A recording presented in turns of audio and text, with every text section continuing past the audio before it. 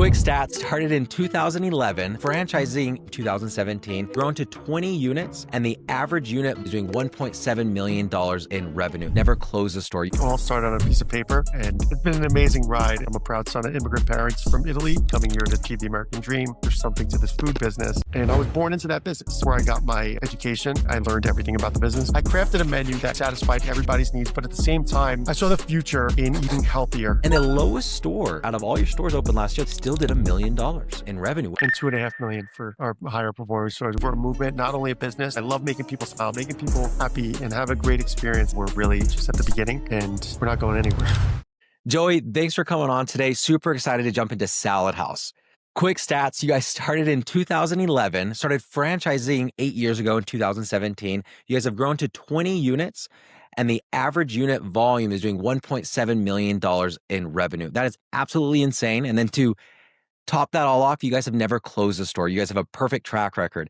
So super excited to jump into this. But yeah, Joey, would love a quick intro of you and how are you achieving all of this incredible results? Well, Bennett, thank you so much. You know what? And hearing that, it's still kind of it's surreal because it all started on a piece of paper, a literal piece of paper, back in 2010. I'm so grateful for where we've come from, the team that surrounds me, and it's just it's been an amazing hectic. There's been hectic times, but it's been an amazing ride, and I'm just we're really excited for where we are and where we're headed right now. Awesome. So take me back to 2011. What inspired you to start it? What problem were you solving? And then what changed in 2017 that opened it up to franchising? So, I kind of actually rewind a little bit further back into like my parents' story because my parents, I'm a proud son of immigrant parents from Italy. They literally were 11 days at sea, 18 years old, coming here to achieve the American dream. They came here not knowing how to achieve the American dream. They just thought the streets were paved in gold. And if you're ever in Newark, New Jersey, where they landed, they're not paved in gold, and they were stuck in a factory working 7 days a week, and definitely second guessing their choice to come over here. My father had a friend, he was a fellow paisan that had a pizzeria, and he asked him to come help out on the weekends. My dad started working on the weekends, and it was 1957 at the time, and he was making like the guy would just throw him $25, for the weekend. Meanwhile, in 57, they were working an entire week making that money. So my father was like, "There's something to this food business." Long story short, my dad ended up taking over the business. The guy held a note, and my dad took over the business with my mother. They actually took the building over, and they had an apartment above the restaurant, and ran a telephone wire from the restaurant to their apartment, left the ovens on 24 hours a day, just because they just wanted to capture as much business as they could. So if you were, at 1 a.m. hungry, maybe a little drunk or something, Wow. called up for a pizza, he would get the phone, go downstairs, make the pizza, and deliver it to you. So that's kind of the fabric that I'm so proud of, that got me to this point, just because my parents, their sacrifice coming over here. So my father just eventually just opened up, other stores. Had a restaurant, but then saw fast casual as he was fast casual before fast casual was a thing. Back in 1981, he bought a building, opened up an Italian deli, but it was more than Italian deli. It was hot food, pizza, but everything to go, quick in and out. And I was born into that business, so that's where I got my education. That's where I learned everything about the business because I started working at a very young age, 12 years old, and I saw all the components that make for a successful business, from the hospitality component, to the food quality, to managing employees, because that's always a soap opera. There's so much going on, so there's so many different conflicting personalities. But at the time, I was not happy. Growing up, working while the kids are after school, in summertime going to camp, and while I'm working and working full shifts. But I got an education that honestly, I don't think I could have got anywhere else. But I didn't want to be in the business anymore. Full transparency. When I went to college, I played college football. I went to Monmouth University, and I got a finance degree. Decided to go into Wall Street. Worked on Wall Street. Didn't love it. Wearing a suit every day. Sitting behind a desk. I was so used to being able to just be so fluid, moving around, talking to people. And it wasn't for me, and I knew it wasn't for me. 9/11, I was supposed to take a job in New York City that day, and it was a moment where I was supposed to take a meeting actually to sign for my contract for a job. It was at 11 o'clock. They actually asked to come early, but I was in my early 20s, and I was like, "I'll come in at 11 o'clock." Well, 9/11 happened, and that kind of made me pivot back into the family business. I said, "You know what? I love the food business. I don't know what's happening in New York City, Wall Street. It just seemed it was a little scary. It was definitely a scary moment in history." So, went back into family business, but at the same time, while I was there, I saw a ceiling because Chaffee's is an anomaly. It's in a beautiful Italian deli, mom and pop type store, and I always wanted more. Uh, Mhm. Back of my head, hear my wife talk about how there's no chopped salads in the suburbs. There's no, Yeah. in New York City, there's chopped salads everywhere, and I was just, I'd always hear talking about this one place. I'm not going to name that place, but there was like, it was $20. It's disgusting. The wilted lettuce, all this stuff. So I was at a traffic light in 2010. I saw a for lease sign in Milburn, New Jersey, and I just a light bulb went off, and I went home, pad to paper. But I really wanted to craft a business that was more suited for the suburbs. I have a young family, three young children, and I knew the chaos when it came to picking what we were going to get to eat. So like my wife would want to eat something healthy. I self-admittingly wouldn't be eating something healthy. I'd want like a crispy chicken or something sandwich or something, and my kids would always want the chicken fingers or the flatbread pizza. So I crafted a menu that kind of satisfied everybody's needs, but at the same time, I saw the I saw the future in eating healthier. The salads not being so much a diet anymore. Not you know what I mean. When you're eating salad, oh, you're on a diet. No, people were eating it and using it and eating salads, as meals frequently. And it wasn't just for the quote unquote skinny person on a diet. So, opened up in Millburn, was a success. Definitely had a crazy, I had a big menu, and the colors were definitely. I was afraid to step away from my Italian upbringing and heritage. We had some terracotta colors that are pretty ugly if I ever show you. So, first look, first rendition of Salad House was pretty interesting. But so it was a success. I had people coming from 35 minutes away, 40 minutes away because there was nothing like it in the area. In particular, this one town, well, it's like somewhat of a suburb city-ish, Morristown, New Jersey. I used to have groups of people coming from there. They're like, you should go there. You should go there. I did my own due diligence. I'm still old school at heart. I went, walked the streets and asking, where can I get a chopped salad? Where can I get, this healthy option? And there was nothing there. People were directing me to a diner, directing me to, these steakhouse, but there was nothing like what we did in this really great, this nice city. Opened up a second location, and it was a hit right from jump. I proved some people wrong because it was not on the main green. They have the Morristown green. It's like this where you're supposed to be, and all the restaurants and all I was on a side street, and it was half the rent. It was double the rent to be on the green, and I just believe so wholeheartedly that there was nothing like what we had. And we're in the listen, technology now. It's no longer like driving and finding. Like you could find a place, if you market it properly, and especially if you're the only show in town. And that's luckily what we were. And Morristown was a success right from jump.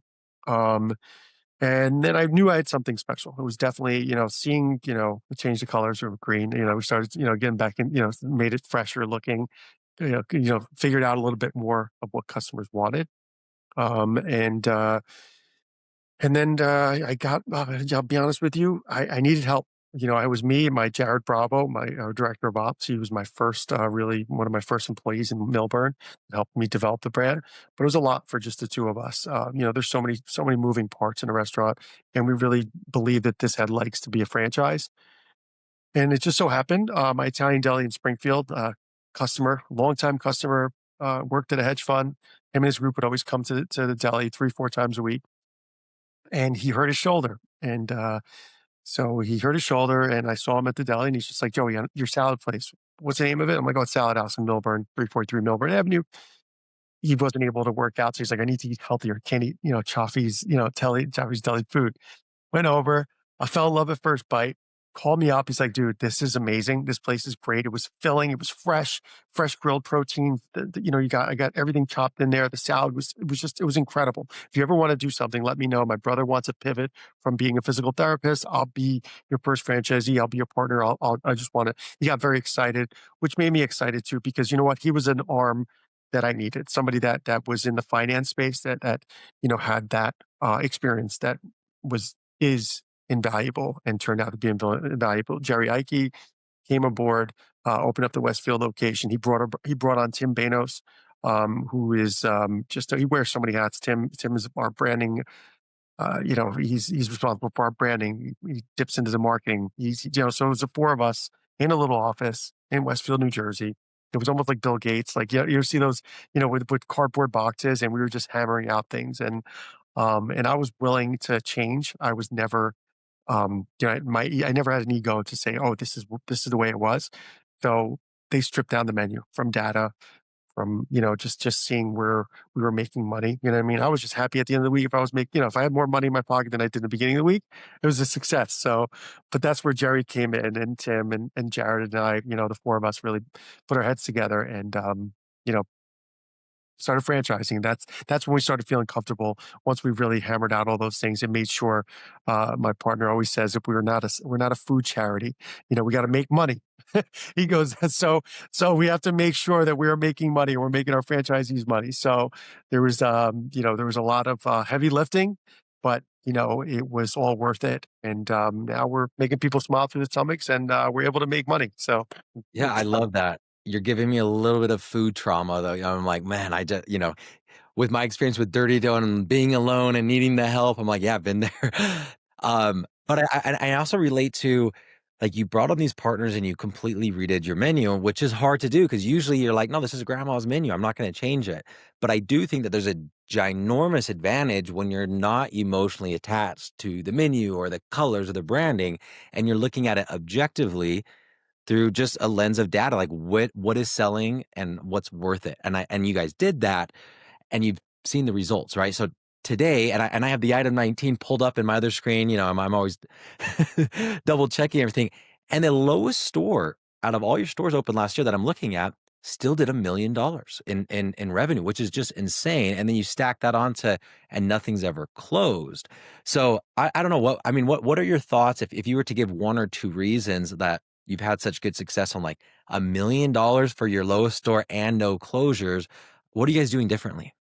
and 2.5 million for our higher performing stores. We're really rocking and rolling. Some of those stores, I'll be honest with you, sometimes it's a slower ramp up. But it's really about our team. I'm surrounded by such smart, driven, incredible teammates. You know what I mean? Like from Jared, Tim, Jerry. I have Keegan, who's on the ops team, TJ.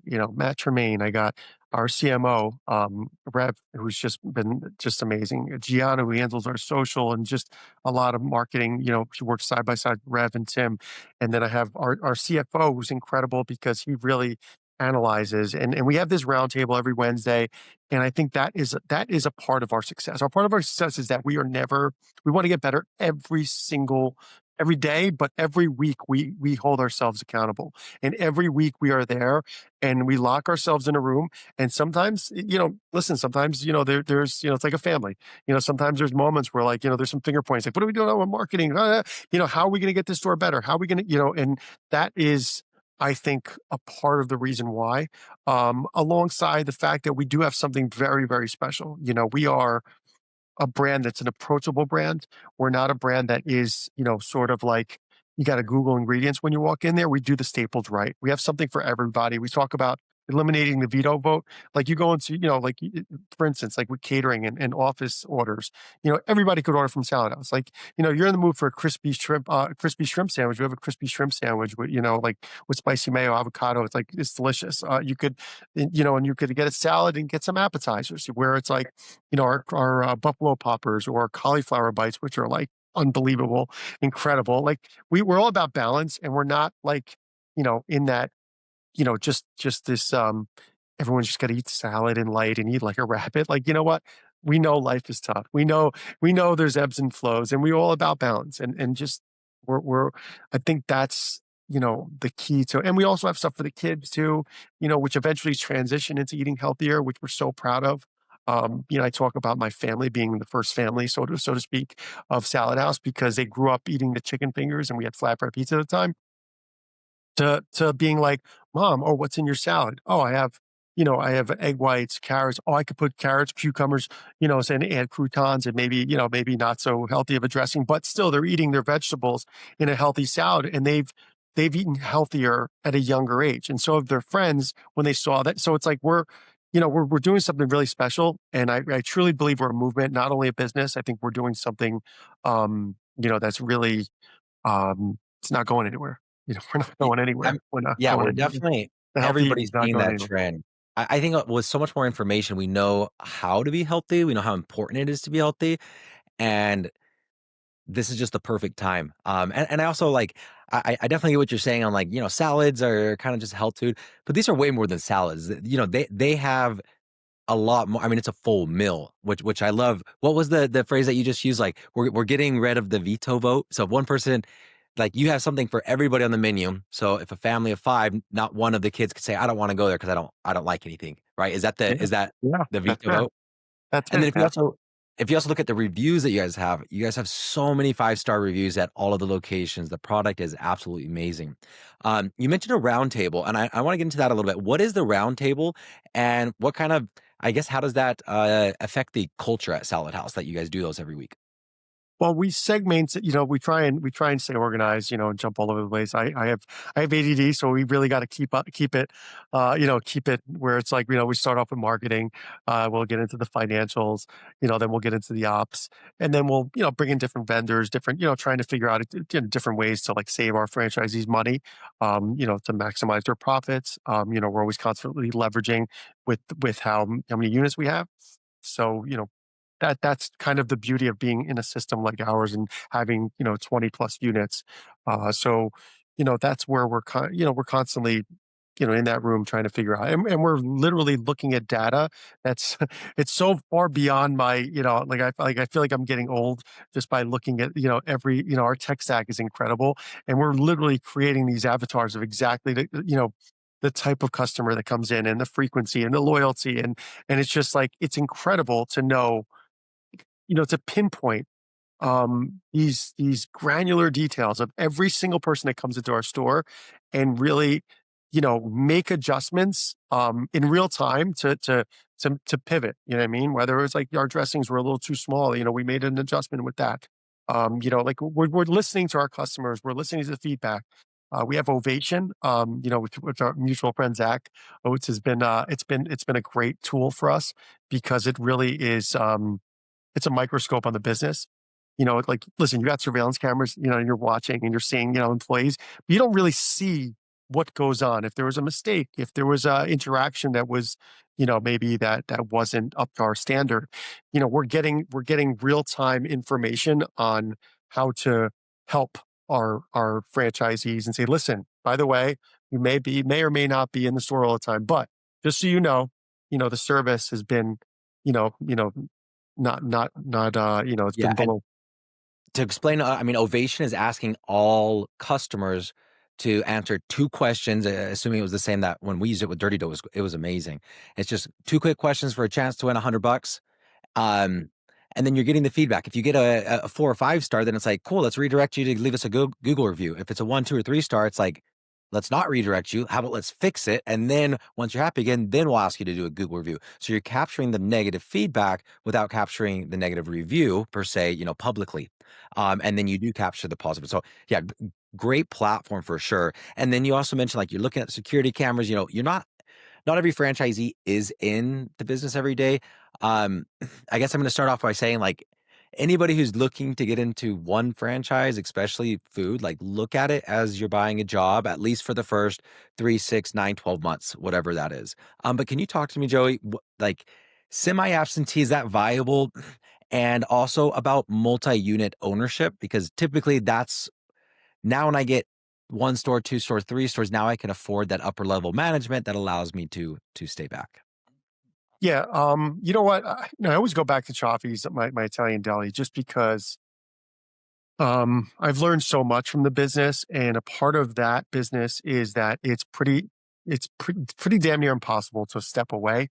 just because there's so many moving, like it's very difficult because there's so many specialty, whether it's a pizza maker or somebody who knows how to cut prosciutto properly and somebody who knows how to make, chicken franchise and chicken marsala. There's all these specialty workers, and it's just there's so many different things. So when I created Salad House, I kind of like was scarred by that, where it's like I kind of wanted to make it where it was like, we have one specialty guy on the grill, as long as have a little bit of cooking experience and know how to grill chicken, deep fry, some of the appetizers, chopping salads is not, very difficult. You're pretty much getting the ingredients. You're creating a salad. And obviously that is something that, we wanted to simplify. And you're not relying upon sort of quote unquote specialty people that if let's say you are getting a salad house franchise and you've never been in the restaurant business before, and all of a sudden, like, you own a Chavi's and the pizza guy goes, I don't know, like, if you don't know how to make pizza, you're kind of screwed. Like you don't know what to do. So that's kind of what I think the comfort is in owning a salad house because we have a guy that was an attorney that opened up a salad house, and a physical therapist, like people that have really never been in the space, and are overseeing. I mean, like you said, being there is important, especially when you're investing this kind of money. You want to be there. This is your business. It's a business that a system that you're buying. Appointing somebody that has some, managerial experience, restaurant experience is very important. If you don't have that, and you can be semi-absentee, and sometimes we encourage it because depending on the person, the personality, we want you to pound the pavements. We want you to go out there and just, introduce yourself to people, do food drops. We encourage catering drops. We encourage bringing out soups and cookies and, sweet treats and introducing myself like, hey, how you doing? What's going on? My name is Bennett. I opened a salad house in the area. I just wanted to drop some stuff over here. Here's a menu and stuff like that. And it's always accepted. I've noticed because I've always done it. From the beginning of Salad House, and again, it's old school mentality. We have the mom and pop soul, with a corporate vibe look, but we still have the soul of a mom and pop store, and that is something again that really differentiates us from a lot of people that maybe are in our space. Uh, and that's important, as a business owner, because like you're not just going to open a door and just be like, okay, $1.7 million is going to come through the door. No, that's foolish. Has it happened? Yeah. There are a couple locations that I'll be honest with you. There's some locations that, Tom Driver in particular, a great operator, great owner.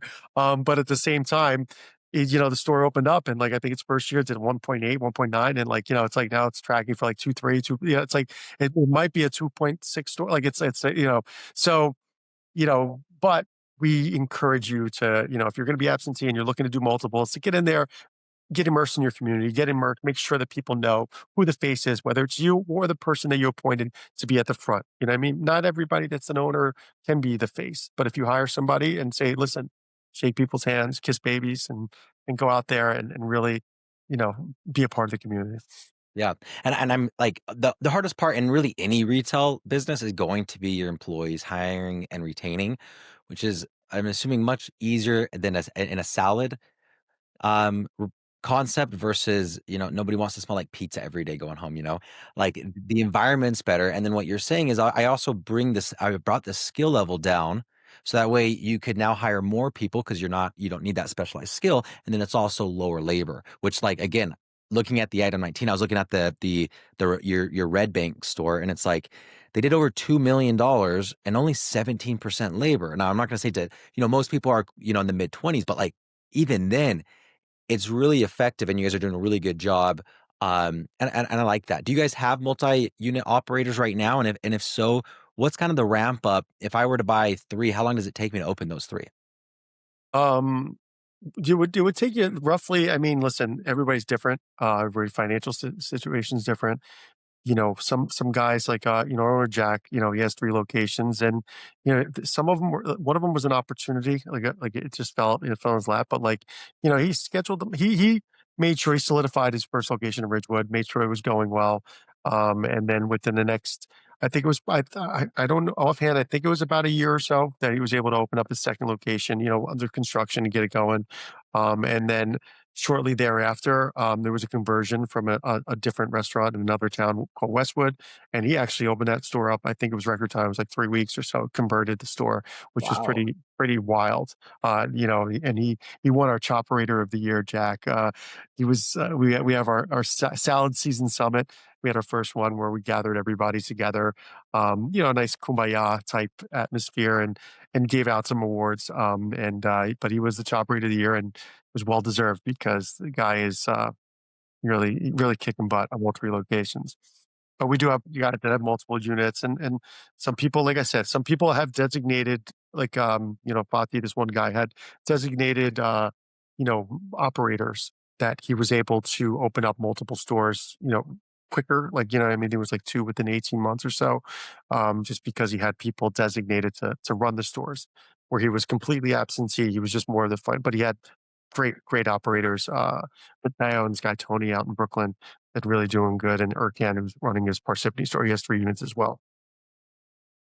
Awesome. So definitely a big opportunity to open up additional units. And again, these if you have 3 units and then you just do an average of 1.7 million, like that's great retirement money.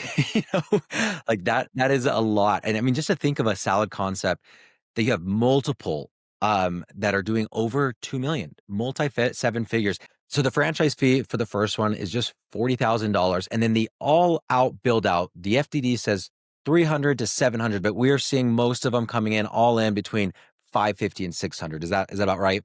Yeah, six. Yeah, that's been, it's been a tricky time. Yeah. So it's like, where else can you go pay 600,000 to start up a business that does six figures or multiple six figures? Like it's a really, really cool opportunity in the sector. Um, Why now? Why are you guys deciding to focus on franchising now? Like I'm hearing that you guys have a very big team, especially for 20 stores. Like you guys have really ramped up to be able to grow rapidly. um, I'll be honest with you, it all, you look at all the statistics on, the health and wellness space, whether it's from gyms to there's healthy supplements to, health these, healthier, food options. I mean, I hate to say Chipotle kind of started this, with the fast casual, but where it's healthy-ish, and people really are. It's no longer something that's just relegated to the coasts. You know what I mean? Where it's only New York, New Jersey, California, Miami, Florida. It's like the rest of the world. Everybody, I say the world because I do have, I truly believe this could be a global brand. Obviously, United States first, but it's no longer just the people in New York and Cali. Like everybody is paying attention to what they look like. Everyone's paying attention to their health. Everyone understanding what you're putting in your body. You know what I mean? Ultimately, is your output. When we talk about fueling fueled by Salad House. I mean? You eat Salad House, and then if you eat like a couple cheeseburgers and, some French fries, tell me afterwards how you feel.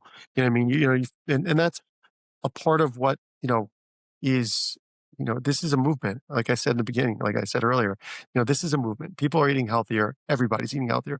One of my favorite things, I have so many stories just because I've been doing it since 2011. But just recently, I got a phone call. It was a text message followed by a phone call. Friend of mine texted me, said, "Joey, you got a minute?" I said, "Yeah." Pick up the phone. He's like, "Oh my god, it's my friend Jerry Fernandez. He works at the port of Newark." And he goes, "I couldn't believe this." He goes, "I was overhearing." He goes, "These guys talking about ordering lunch, and the next thing you know, they're like, 'Oh, we're getting Salad House.'" And I'm like, and he's like, "Oh my god!" He's listening. He's like, "Oh, you guys order from Dallas?" I'm like, "We order Salad House 2 times a week." He goes, "Joey, they look like a biker gang. They were all these big burly guys you would never, ever, ever think would order from Salad House ever."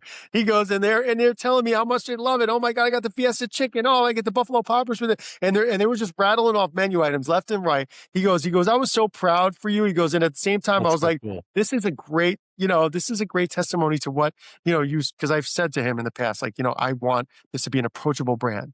And, just that, it's just such a, it's really, it's, it's a beautiful thing because we've worked so hard.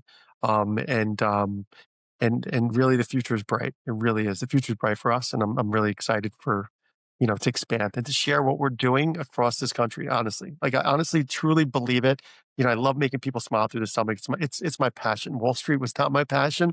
Making people smile, making people happy and have a great experience. Like, just before I was taking my daughter to get coffee, and I just saw a random person in the wild with a Salad House bag.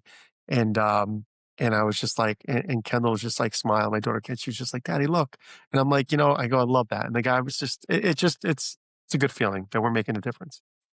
Yeah, and a lot of times, I mean, you're really the only option in that city. It's not just a big difference, immediately surrounding. It's really the entire community now has another option, and then also you have all of the employees that you get to a chance to touch, and I'm assuming that they get their food as well. And now they're eating more Salad House, and very big impact. And then it's really cool that you've simplified everything to allow anybody to be in it. Like if I've never owned a salad concept or a food concept, it doesn't matter because from the time I sign, and correct me if I'm wrong on any of this, Joey, but from the time I sign, you guys are hand holding me through finding my real estate, securing everything, including lending, construction, all the way to grand opening. We're going to have all of the training, all of the marketing, a great grand opening, and then continued support on both training and operational training as well as marketing.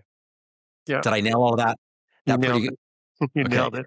We do. And Listen, then that's a part of, buying into a franchise. I mean, you're basically paying for our mistakes. We've made a lot of mistakes, no, full, like, I'm not going to lie to you and say, we made a lot of mistakes early on, and that's what you're paying for. You're paying for the mistakes, and the support. Again, speaking like we spoke in the beginning, being alone in the restaurant or being, doing this on good luck. Good luck doing it. You know what I mean? Like doing every arm of it. Not having to worry about the marketing is just like that's amazing. Like, you know what I mean? Like having, all the marketing material and everything being done for you.